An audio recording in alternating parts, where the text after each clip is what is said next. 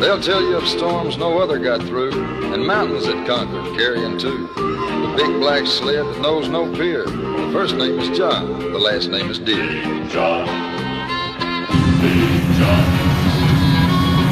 That lean, low profile passing by, shooting a rooster tail into the sky.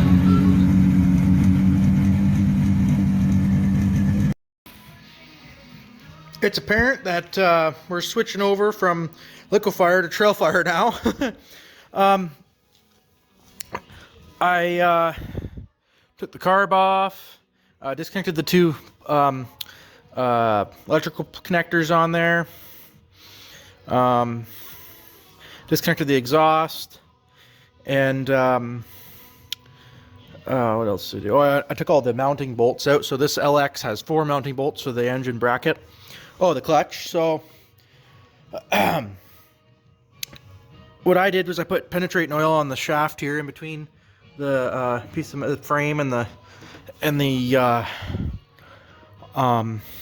engine there. I sprayed some penetrating oil down there, and the clutch. So I put the snowmobile up on the jack a little bit to get it up a little higher on an angle, and I just squirted some oil in, just regular oil, just squirted it into the hole there on the end of the clutch, and I put my puller on, and then jammed it on there, and then lowered it down and hit it with the impact gun. I used the big Mastercraft impact gun.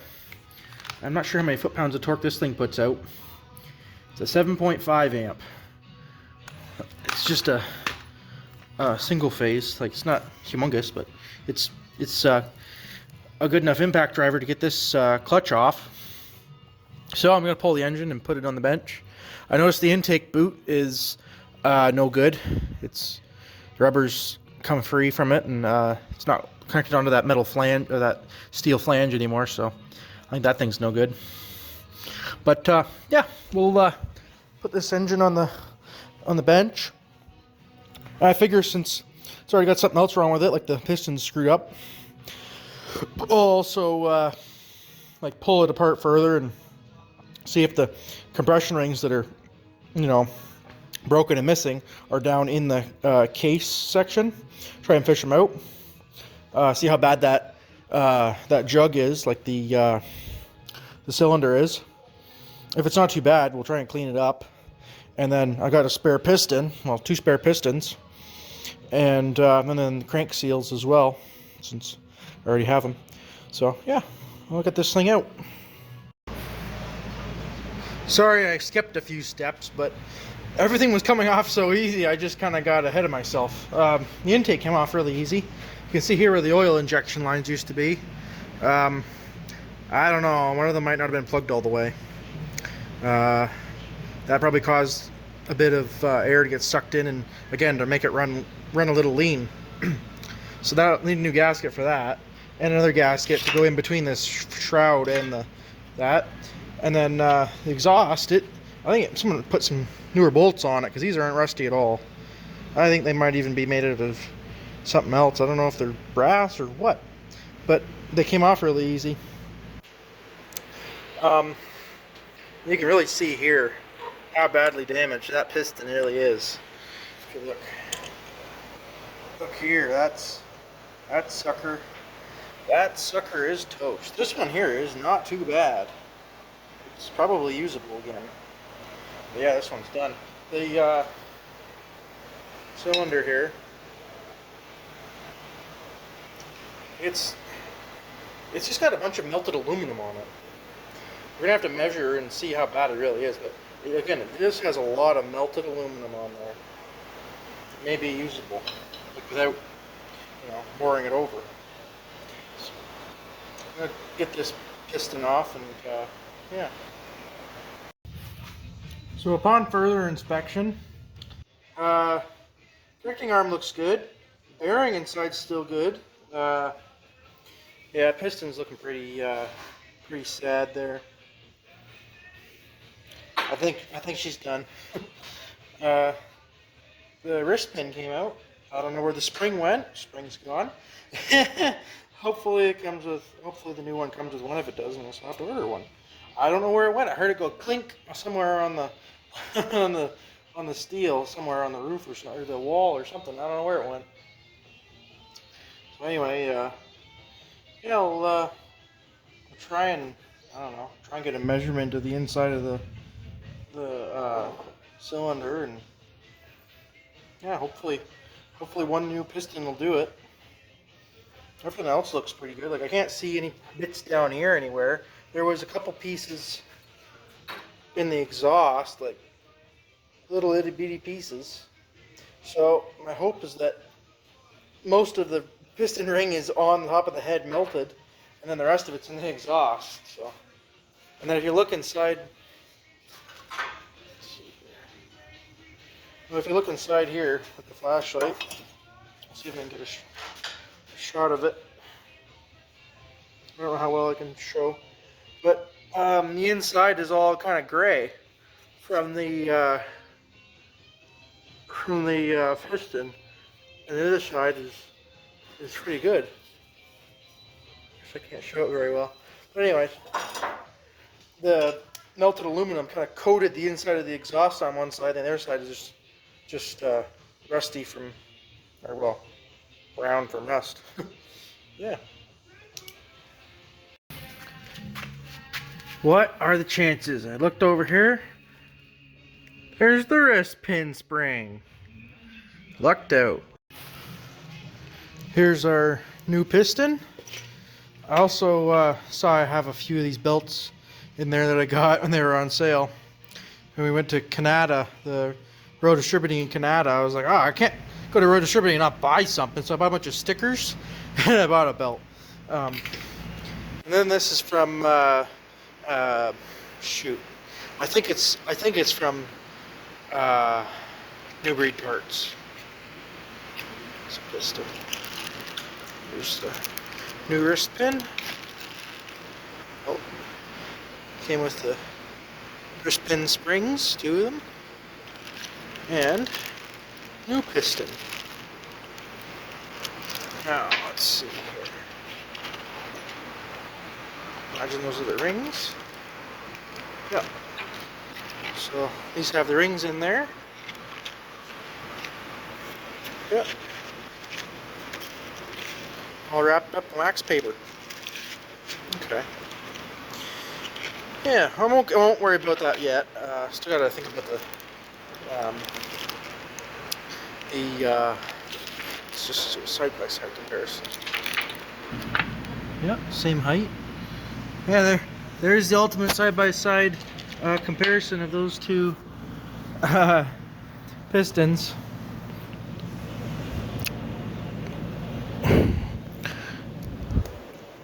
That's a lot newer than that one. Man, it's hard to get YouTube videos made with the front camera of a phone. So, anyway, here I'll just, if I get this out, get a better look at it.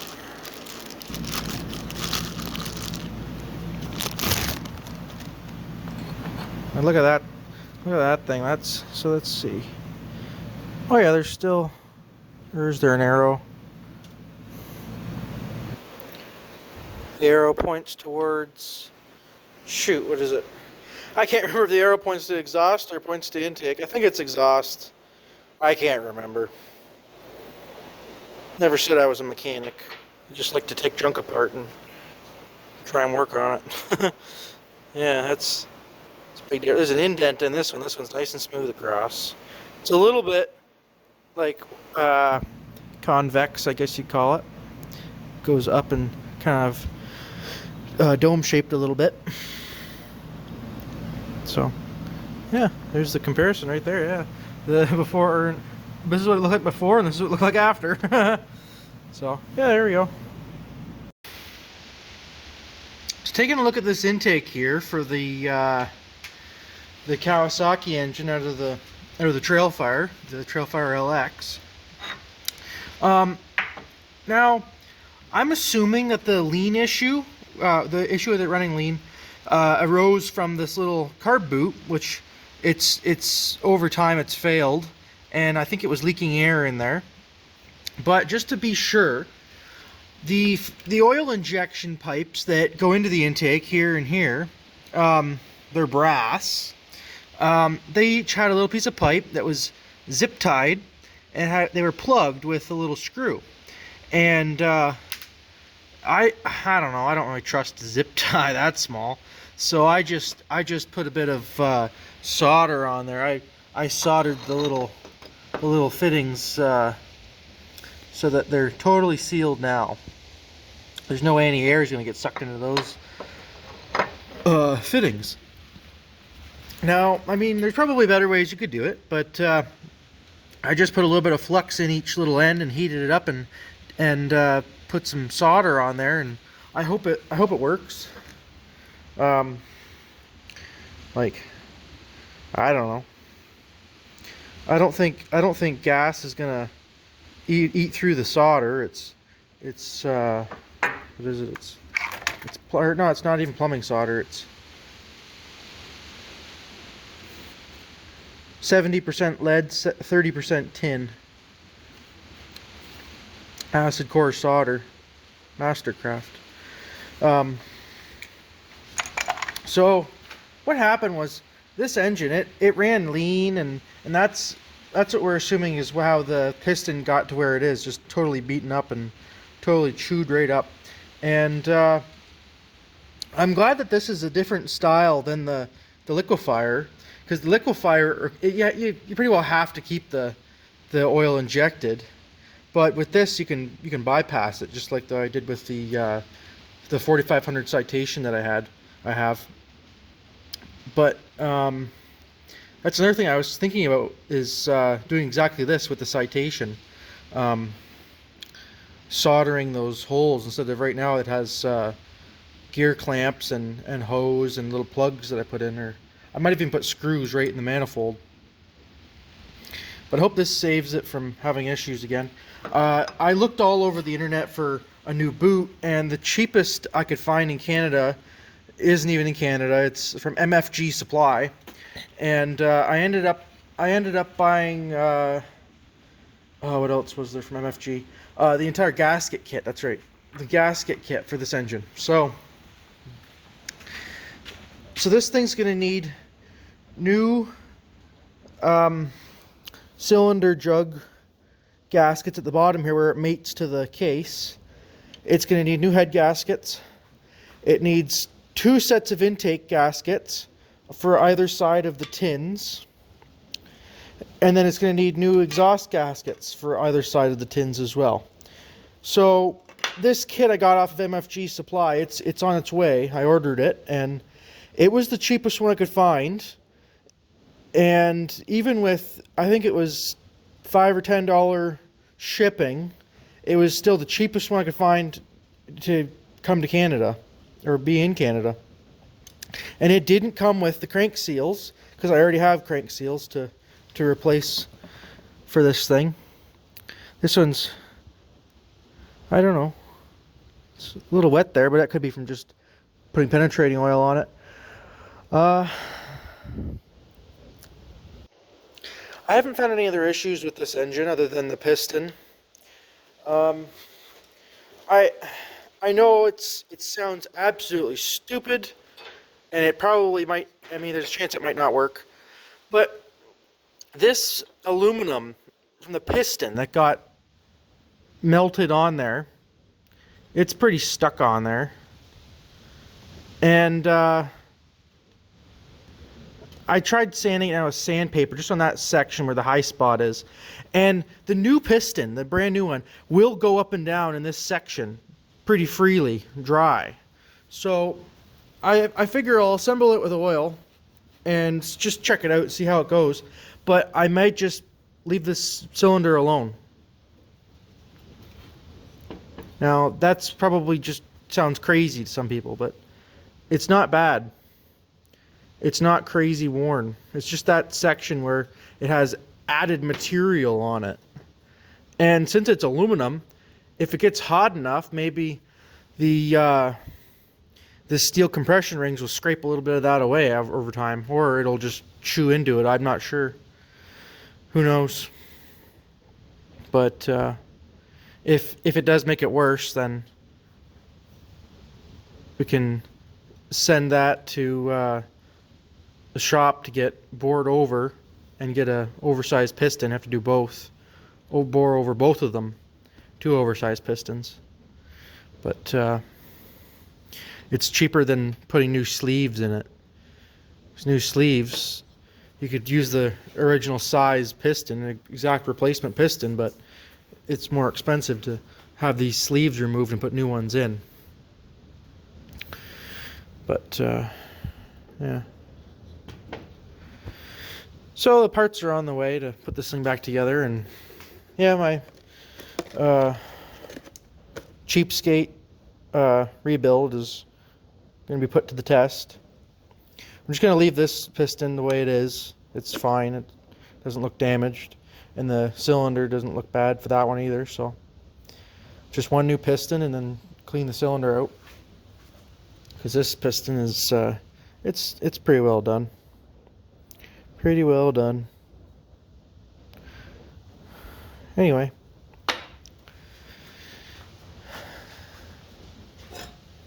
there's the exhaust manifold.